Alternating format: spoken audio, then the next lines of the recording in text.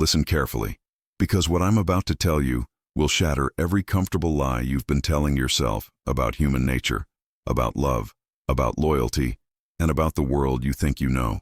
Thomas Hobbes understood something that most people spend their entire lives refusing to acknowledge, that beneath every smile, every handshake, every declaration of love, there exists a fundamental truth so brutal that it makes most people recoil in horror.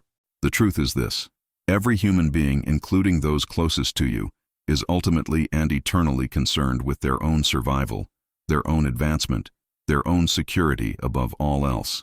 This is not cynicism. This is reality. This is not pessimism. This is the foundation upon which all human interaction is built, whether you choose to see it or not. You have been conditioned to believe that ruthlessness is the enemy of love, that power is the opposite of compassion, that to be strong, you must somehow diminish your capacity for connection. This conditioning has made you weak. It has made you vulnerable. It has made you a target for every person who understands what you refuse to see, that the world operates on power dynamics, not on the fairy tales you were taught as a child. Hobbes called it the state of nature, that underlying reality where life is solitary, poor, nasty, brutish, and short. That state never disappeared. It was merely covered over by a thin veneer of civilization, by contracts and social agreements that exist only as long as they serve the interests of those who have the power to enforce them or to break them. When you refuse to accept this fundamental truth about human nature, you become prey. You become the person who gives and gives until there is nothing left to give, who trusts until betrayal becomes inevitable, who loves without boundaries until that love is weaponized against you. You become the person who confuses kindness with weakness, who mistakes being needed for being valued, who cannot distinguish between someone who appreciates your strength and someone who exploits your vulnerability. This is not noble. This is self-destruction masquerading as virtue. The most dangerous people in your life are not your obvious enemies. Your obvious enemies at least have the decency to show their hostility openly. The most dangerous people are those who have learned to use your love, your loyalty, your desire to be good, as tools to control you. They are the ones who know exactly which emotional buttons to push, to make you doubt yourself, to make you feel guilty for setting boundaries, to make you believe that protecting your own interests is somehow selfish or wrong. They have weaponized your own conscience against you, and they sleep peacefully at night while you torture yourself with questions about whether you're being fair enough, kind enough, generous enough. This is why you must become ruthless, especially with those you love. Not because love is wrong, but because love without boundaries is not love at all. It is codependency. It is self-harm disguised as selflessness. It is the slow suicide of your own identity, your own dreams, your own power. True love, the kind that actually serves both parties, requires you to be willing to risk losing someone rather than losing yourself. It requires you to be willing to disappoint people rather than disappoint your own potential. It requires you to understand that the person who truly loves you will respect your strength, not punish you for it. When Hobbes wrote about the social contract, he understood that civilization is not held together by goodwill or noble intentions. It is held together by mutual self-interest and the credible threat of consequences for those who violate the agreement. This applies to every relationship in your life, from your marriage to your friendships to your professional partnerships. The moment you become someone who can be taken advantage of without consequence, you will be taken advantage of. The moment you become someone who gives without requiring reciprocity, you will find yourself surrounded by takers. The moment you become someone who forgives without requiring change, you will become a magnet for those who have no intention of changing. You think you are being loving when you enable someone's dysfunction. You think you are being supportive when you make excuses for someone's failures. You think you are being loyal when you remain committed to someone who shows you through their actions that they are not committed to you. But what you are actually doing is participating in a slow-motion destruction of both yourself and the other person. You are enabling them to remain weak by removing the natural consequences that would force them to grow. You are enabling yourself to remain weak by refusing to enforce the standards that would command respect. The ruthlessness I speak of is not cruelty for its own sake. It is not about becoming heartless or manipulative or abusive. It is about becoming someone who values their own life, their own time, their own energy, their own dreams enough to protect them fiercely. It is about understanding that your resources, your attention, your love, your money, your time, are finite and precious. and that giving them away carelessly is not generosity, but waste. It is about recognizing that the people who genuinely care about you want you to be strong, want you to have boundaries, want you to pursue your own greatness, because they understand that a diminished you serves no one. Most people never learn this lesson because they are terrified of being alone. They would rather be mistreated than be abandoned. They would rather be used than be rejected. They would rather slowly disappear than risk discovering who they really are when they stop trying to please everyone else. This fear makes them weak, and weakness is not attractive to anyone worth attracting. The people who are drawn to weak, accommodating, boundaryless individuals are predators who sense an easy target. The people who are worth having in your life are attracted to strength, to confidence, to someone who knows their own value and is not afraid to demonstrate it.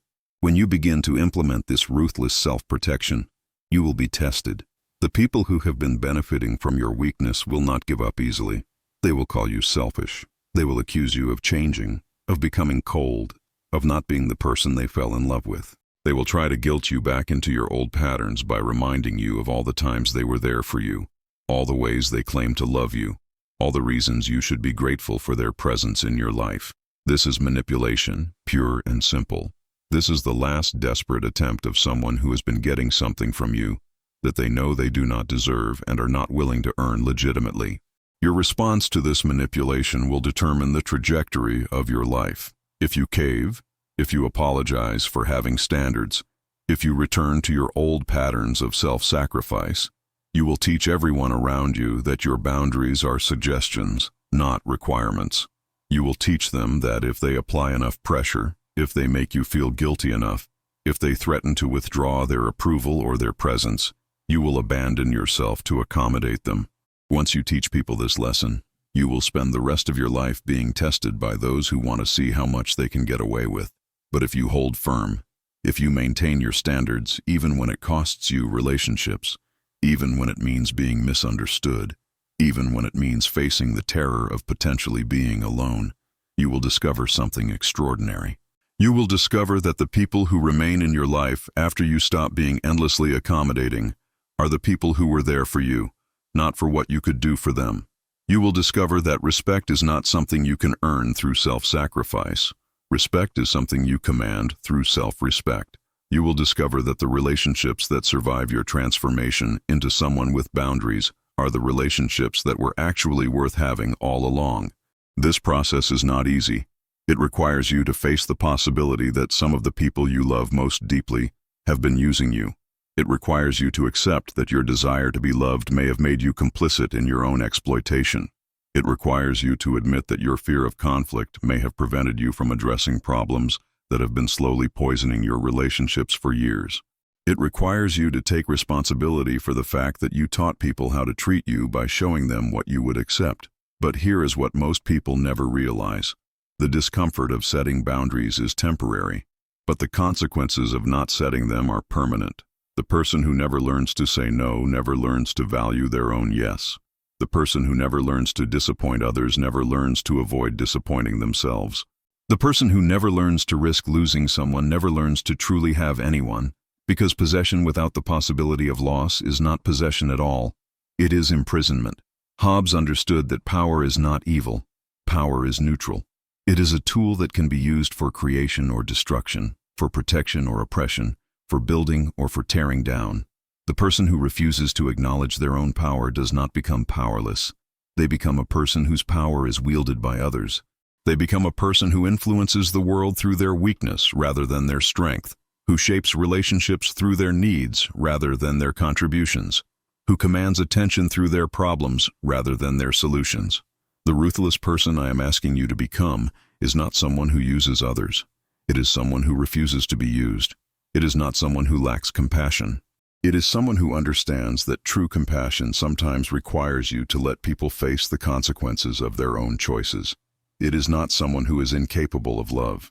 It is someone who loves themselves enough to require that others love them properly or not at all.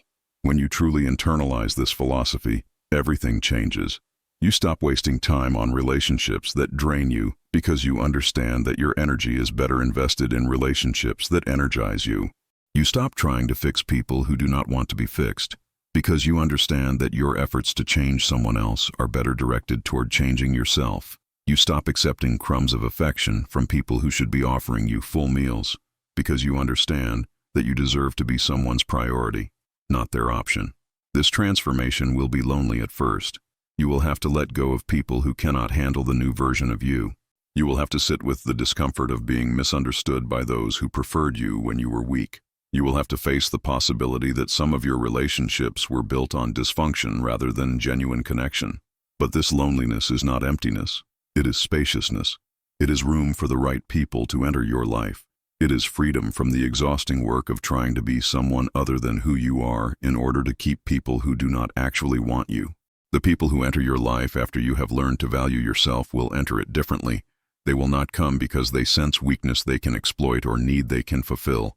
They will come because they recognize strength they can match and value they can appreciate. They will not stay because you make their lives easier at the expense of your own. They will stay because your presence in their lives enhances both of your experiences of being alive. This is what Hobbes meant when he wrote about the social contract.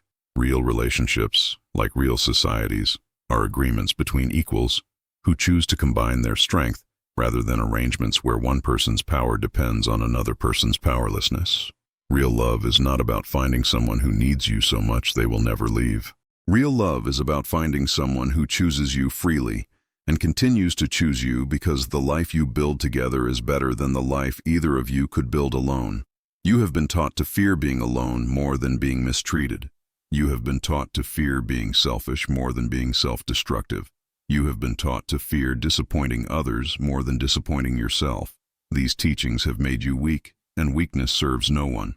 It does not serve the people you love because it prevents you from offering them your best self. It does not serve the world because it prevents you from making your unique contribution.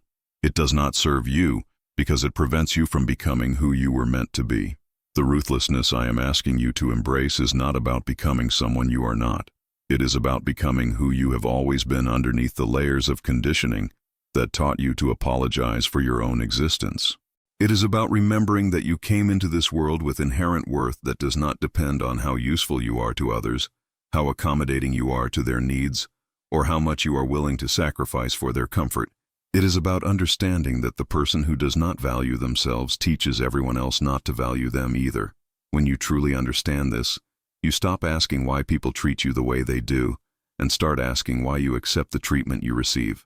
You stop wondering why you attract the wrong people, and start examining what you are broadcasting that draws them to you. You stop hoping that others will change and start focusing on the only change you can actually control, the change within yourself. This is the most empowering realization you can have, and it is also the most terrifying.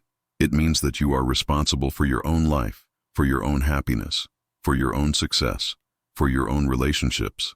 It means that you cannot blame others for your circumstances, because you always have the power to change your circumstances by changing yourself.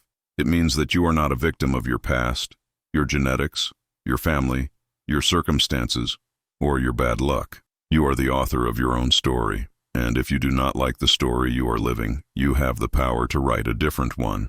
But this power comes with a price. The price is that you must be willing to stand alone if necessary.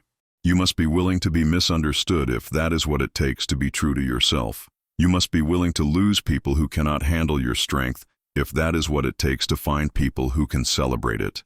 You must be willing to disappoint those who have invested in your weakness if that is what it takes to become someone who can be proud of their own reflection. Most people are not willing to pay this price. They would rather live lives of quiet desperation, surrounded by people who do not truly see them, engaged in relationships that slowly drain their life force, pursuing goals that do not actually matter to them, than face the temporary discomfort of standing up for themselves. They would rather be accepted for who they are pretending to be than risk being rejected for who they actually are. But you are not most people. If you were, you would not be listening to these words. You would not be willing to consider the possibility that everything you have been taught about relationships, about love, about success, about happiness, might be wrong. You would not be willing to entertain the thought that the very qualities you have been taught to cultivate, selflessness, accommodation, the willingness to put others' needs before your own, might be the very qualities that are keeping you from the life you actually want. The truth that Hobbes understood that Machiavelli grasped, that Nietzsche proclaimed, is that life rewards strength, not weakness. It rewards those who are willing to take responsibility for their own power, not those who give their power away in hopes of being loved. It rewards those who are willing to stand up for themselves, not those who lie down and hope others will be kind to them. It rewards those who are willing to risk everything for their own authenticity, not those who sacrifice their truth for temporary security. This does not mean that life is fair. It does not mean that the strong always win or that the weak always lose. It means that you have more control over your outcomes than you have been taught to believe, and that control begins with how you see yourself, how you value yourself, and how you require others to treat you. When you begin to live from this place of self-respect, of boundaries, of ruthless commitment to your own well-being, you will find that the world responds to you differently. People will treat you with more respect because you treat yourself with more respect. Opportunities will present themselves because you will be seen as someone who values their own time and energy.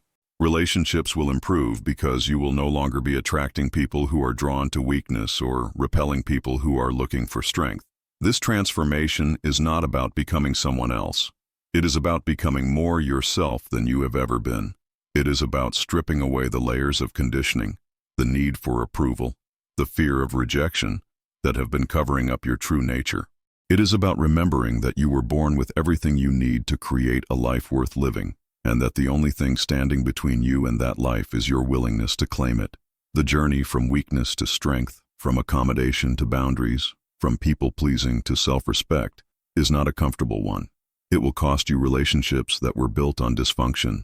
It will cost you the approval of people who preferred you when you were manageable. It will cost you the familiar comfort of being needed, even if that need was based on your willingness to diminish yourself. But what it will give you in return is immeasurable. It will give you yourself. And once you have yourself, truly have yourself, you will discover that you have something of value to offer the world. You will discover that people are drawn to authenticity, to strength, to someone who knows who they are and is not afraid to be it. You will discover that the relationships you build from this place of wholeness are deeper, more satisfying, more genuine than any relationship you ever had when you were trying to be what you thought others wanted you to be. This is the ultimate lesson of ruthlessness. It is not about being cruel to others. It is about being kind enough to yourself to refuse to accept less than you deserve. It is about loving yourself enough to require that others love you properly or leave you alone. It is about respecting yourself enough to command respect from others. It is about valuing yourself enough to invest your time and energy only in people and pursuits that value you in return. The world is full of people who will take everything you are willing to give and then ask for more. The world is full of people who will use your kindness as weakness, your love as leverage, your generosity as a license to be selfish. The world is full of people who will mistake your accommodation for agreement, your silence for consent, your patience for approval. These people exist, and they will find you if you let them, and they will take everything you have if you do not stop them. But the world is also full of people who will celebrate your strength, who will appreciate your boundaries, who will respect your values, who will enhance your life rather than drain it.